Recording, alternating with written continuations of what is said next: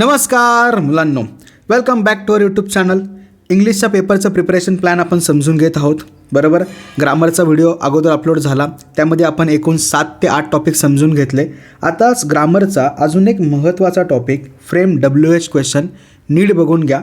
3 पैकी एका पॅरेग्राफमध्ये तुम्हाला हा क्वेश्चन नक्कीच दिसेल आणि एकदम इझी असतो. बघा, बेसिक 3 रूल आहेत, ते 3ही रूल समजून घेऊया म्हणजे हा टॉपिक आपला क्लिअर होऊन जाईल. चलो सुरू करूया. आधी क्वेश्चन कसा येतो ते बघा. आपल्याला एक स्टेटमेंट दिलेलं असेल, त्या स्टेटमेंटमध्ये कुठला तरी एक पार्ट अंडरलाईन केलेला असेल आणि क्वेश्चन असा असेल, frame the WH question to get the underline part as a answer. म्हणजे हा जो काही पार्ट अंडरलाईन केलेला आहे हा आन्सर आहे असं अज्युम करून अगोदरचं सेंटेन्स हे वापरायचं आणि क्वेश्चन फ्रेम करायचा. मग आता क्वेश्चन फ्रेम करताना महत्त्वाची गोष्ट आहे की WH वर्ड कुठले कुठले असतात आणि त्यांचा अर्थ काय होतो. जर WH वर्डचा अर्थच नाही समजला आणि ते कुठं वापरायचे हे नाही कळलं तर मात्र प्रॉब्लेम होईल. त्यामुळे नीट समजून घेऊ. आता वॉट कधी वापरतो तर एखादी अंडरलाईन केलेली ऑब्जेक्ट असेल, आयडिया असेल, ॲक्शन असेल तर. आणि मराठीमध्ये अर्थ काय होतो, काय. त्यानंतर हू म्हणजेच कोण, एखाद्या पर्सनचं नाव अंडरलाईन केलेलं असेल तर. नंतर हुम आणि बाय हुम, कोणाला कोणाकडून. सेकंड पर्सन किंवा थर्ड पर्सन अंडरलाईन झाला असेल तर. वाय म्हणजे अंडरलाईन केलेला पार्ट जर रिझन असेल म्हणजेच का. वेअर म्हणजे अंडरलाईन केलेला पार्ट जर प्लेस दाखवत असेल तर वेअर म्हणजेच कोठे.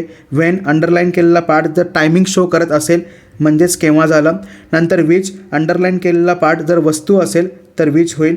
त्यानंतर हुज म्हणजे कोणाचे. नंतर हाऊ अंडरलाईन केलेला पार्ट जर ॲडजेक्टिव्ह असेल तरचा. नीट बघा. नंतर हाऊ मेनी पण आहे आणि हाऊ मच पण आहे. हाऊ मेनी कधी वापरतो आपण, जर काउंटेबल क्वांटिटी असेल तर हाऊ मेनी. जर आपल्याला ती क्वांटिटी माहीतच नसेल म्हणजेच नॉन काउंटेबल असेल तर हाऊ मच वापरायचं. समजलं. सोबतच हे हेल्पिंग वर्ब डोक्यात ठेवताल.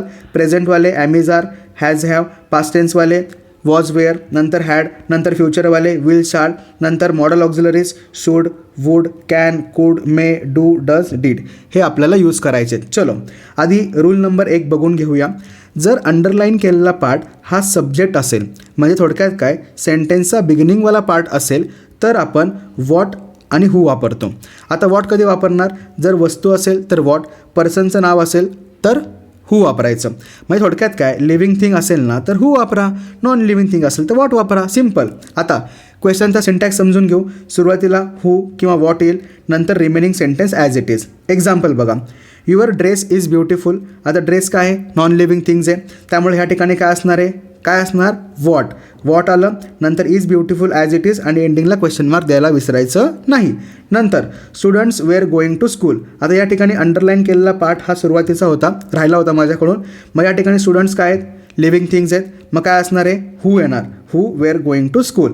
नंतर the sweet will be made by him. परत एकदा स्वीट काय आहे, नॉन लिव्हिंग थिंग्स आहे, म्हणजे काय असणार आहे, what will be made by हिम. असा झाला पहिला रूल. किती इझी आहे, समजला. अंडरलाईन केलेला पार्ट सुरुवातीचा असेल तर जर नेम असेल तर हू, वस्तू असेल तर वॉट. सिम्पल. क्लिअर. नक्की समजलं. चलो रूल नंबर 2.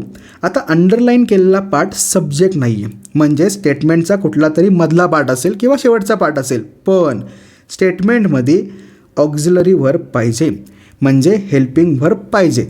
तर कसं होणार, सुरुवातीला प्रॉपर WH वर्ड यूज करायचा, त्यानंतर ऑक्झिलरी व्हर्ब म्हणजेच हेल्पिंग व्हर्ब, नंतर सब्जेक्ट, नंतर मेन व्हर्ब आणि त्यानंतर ऑब्जेक्ट. आता बघा काय दिलं आहे, people are going to picnic by bus. Going to picnic ठिकाणाचं नाव आलं म्हणजे काय असणार आहे, वेअर. डन. नंतर पुढं काय सांगितलं होतं, हेल्पिंग वर्ब काय होतं, आर झालं. नंतर सब्जेक्ट काय होतं, the people. Main verb going, आणि नंतर ऑब्जेक्ट बाय बस, शेवटी क्वेश्चन मार्क. समजलं नक्की. चलो पुढं बघा. The best time to plant roses is in the spring. Time बोलला म्हणजे काय असणार आहे, वेन. डन. हेल्पिंग वर्ब शोधा, इज. नंतर काय बघायचं आहे, सब्जेक्ट पाहिला, बरोबर. नक्की. बस एंडिंगला क्वेश्चन मार्क. आता या ठिकाणी ऑब्जेक्टच नव्हतं ना, बस कळलं नक्की, शुअर प्रत्येकाला. हा झाला रूल नंबर 2. 4 मिनटात 2 रूल फिनिश. समजले. आता रूल नंबर 3 बघूया. बघा रूल नंबर 3 इझी आहे पण थोडा इम्पॉर्टंट आहे, थोडं कन्फ्यूज होईल, व्यवस्थित समजून घेऊया. काय दिलं आहे, when underline part is not a subject. मगाच सारखंच आहे पण सेंटेन्स हॅवंट ऑक्झिलरी व्हर्ब म्हणजे सेंटेन्समध्ये ऑक्झिलरी व्हर्ब हेल्पिंग व्हर्ब नाही आहे.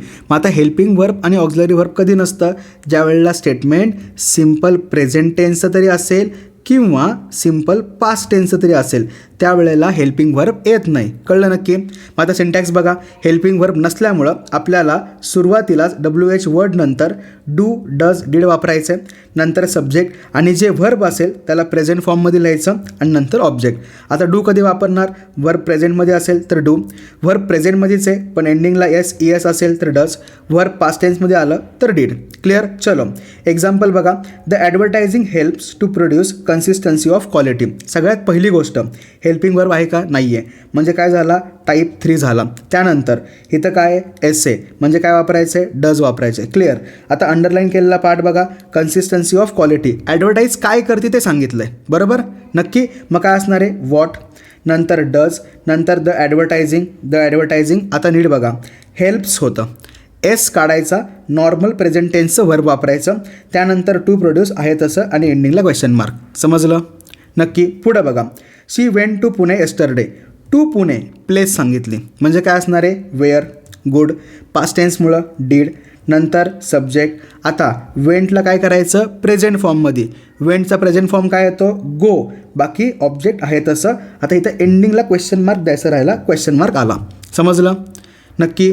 तिन्ही रूल समजले? इझी होते बघा, किती इझी होते. चलो आता बोर्डला आलेले क्वेश्चन्स 1 बाय 1 समजून घेऊ आणि हा टॉपिक पक्काच करून घेऊ. बघा बोर्डला क्वेश्चन येतात त्यामुळे टॉपिक स्किप करायचा नाही. या ठिकाणी काय लिहिलं आहे? The writers house was in a corner of the campus. आता काय दिलं आहे? लोकेशन दिलं आहे. लोकेशन म्हणजेच वेअर आलं. ठीक आहे. हेल्पिंग वर्ब होतं, हेल्पिंग वर्ब. त्यानंतर काय असणार आहे? सब्जेक्ट आणि question mark. Simple. Rule number 2 होता. कळलं? पुढं बघा. Meena is LIC officer. आता परत मीनाची पोस्ट सांगितली, मग काय बोलणार आपण? Who is Meena. झालं, इझी आहे. नंतर पुढं बघा. Writer fathers was a medical professional. आता त्यांचं प्रोफेशन दिलं आहे. ठीक आहे. मग ह्या ठिकाणी पहिलं तर काय असणार आहे? वॉट, त्यानंतर वॉज. आता नीट बघा.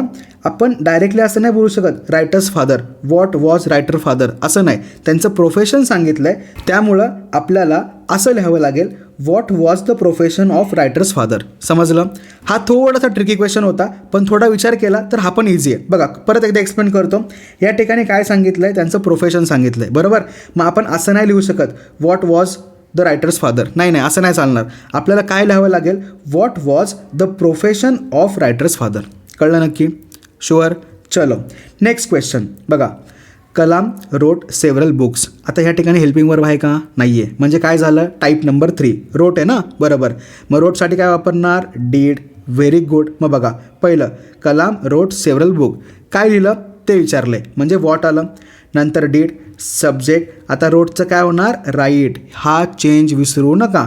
नंतर एंडिंगला क्वेश्चन मार्क. पुढं बघा. The eyes convey a range of emotion. काय कन्वे करतं असा प्रश्न आहे म्हणजे काय येणार? वॉट. आता कन्वेसाठी काय असणार आहे? डू. नंतर द आईज, कन्वे आहे तसंच, क्वेश्चन मार्क. सिम्पल. मार्क पक्के. 2020 साली बघा. India has propose a nomination for Jaipur. Underline करायचं राहिलं, हे होतं बघा. परत काय प्रपोज केलं असा क्वेश्चन आहे. मग काय असणार आहे? वॉट. नंतर हेल्पिंग वर्ब हॅड, सब्जेक्ट आला, त्यानंतर वर्ब. डन. समजलं? टॉपिक क्लिअर झाला? तर असा होता WH क्वेश्चनवाला टॉपिक. किती इझी होता आणि ह्याचा क्वेश्चन नक्की तुम्हाला बोर्ड एक्झाममध्ये येईल. त्यामुळे हे तीनही रूल नक्की लक्षात ठेवतात. समजलं? बाकी अगोदर ग्रामरचा व्हिडिओ अपलोड झाला आहे, ॲप्रिशिएशन पण अपलोड झालेलं आहे, letter writing, news writing upload झालेलं आहे. सगळे व्हिडिओ नीट बघून घ्या. इंग्लिशमध्ये आपण 70+ टार्गेट ठेवलं आहे. आपल्याकडे वेळ आहे, पुरेपूर आपण अभ्यास करू शकतो. त्यामुळं 70+ गेलेच पाहिजेत. व्यवस्थित प्रिपेअर करा. नेक्स्ट टॉपिकचे व्हिडिओसुद्धा लवकर येत राहतील. प्रत्येकाला 70च्या अबव जायचं आहे, हा माइंडसेट बिल्ड करा आणि त्या दृष्टीने आपण नक्की प्रिपरेशन करू. बाकी काय डाऊट असेल कमेंट सेक्शन आहेच, त्यामध्ये डाऊट विचारा. तुमचे डाऊट्स नक्की क्लिअर होतील. चलो प्रिपरेशन करा. Bye bye. All the best.